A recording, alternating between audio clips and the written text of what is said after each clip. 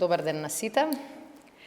Почитувани граѓани, почитувани представници на меѓуните, членството во најмоćниот воено-политички сојуз, НАТО, станува реалност на која сите граѓани се посебно горди. Успехот дефинитивно е заеднички.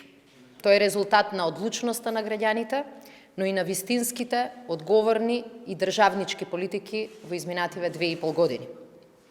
Охрабрувачки се последните вести од Шпанија и дозволете ми во името на владата да почнам со поздравување на овие вести.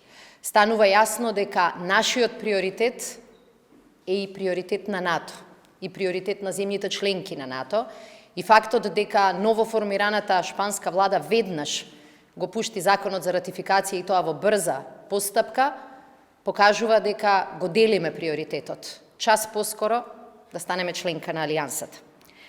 Северна Македонија, 30-та членка на НАТО Алијансата, звучи гордо, но звучи и моќно, безбедно, сигурно и стабилно.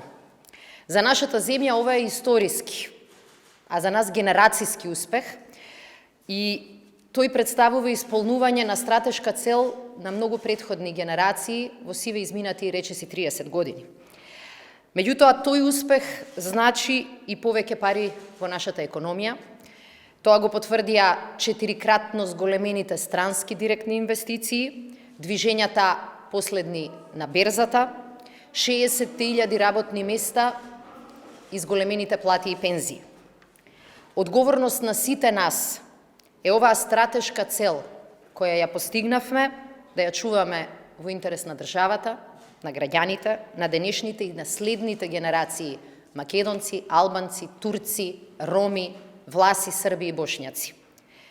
Како одговорна министерка во ресор кој што е најдиректно врзан со членството во НАТО, сакам најсериозно да предупредам на опасноста од заговарање на идеи за поништување или повторно отварање на договорот од Преспа. Без договорот од Преспа нема членство во НАТО. А без членството во НАТО нема 100% безбедност, стабилност, сигурни државни граници и обезбедена иднина. Без НАТО нема ни зголемени инвестиции, ни засилен економски раст. Политичките опции кои што заговараат реотварање, повторно преговарање или укинување на договорот, носат опасност за државата и тие создаваат сериозни проблеми за сите нас. Најновата намера или манипулација дека одредени политички сили ќе се обиделе да го ревидираат, повторно да го отворат за преговори Преспанскиот договор, токму во овие моменти на финални чекори до членството во НАТО, е крајно неодговорно и опасно. Тоа ни го руши нашиот имидж како држава, тоа ја руши довербата која во нас ја има не само Алијансата, туку највлијателните земји членки. Без разлика дали овие наводи се манипулативни или сериозни.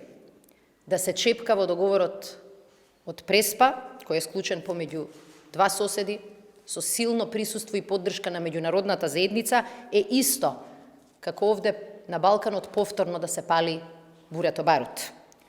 По самитот на НАТО во Букурешт во 2008 година стана јасно дека без конечен договор со соседна Грција не можеме да го оствариме нашиот државен и национален интерес да станеме членка на НАТО.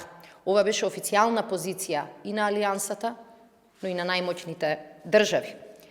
Од тогаш помина цела деценија, а ВМРО-ДПМН никогаш не успеа да постигне договор, а уште помалку решение со кое што целосно ќе се признае идентитетот на македонците, користењето на македонски јазик, македонско државјанство, како и кодовите МКД и МК.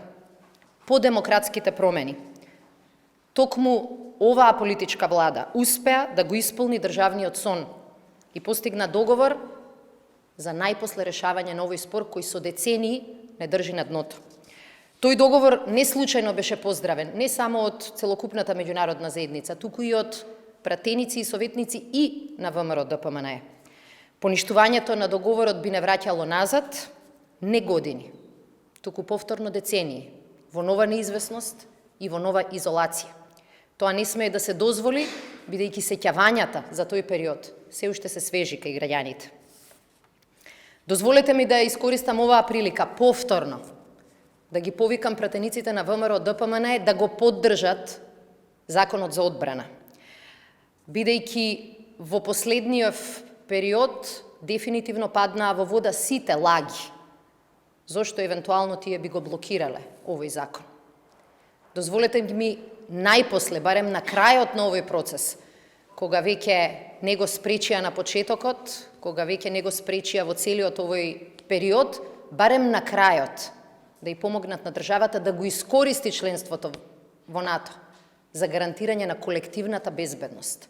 Законот за одбрана значи дека ние дефинитивно ќе бидеме под чадорот колективен на безбедност на НАТО.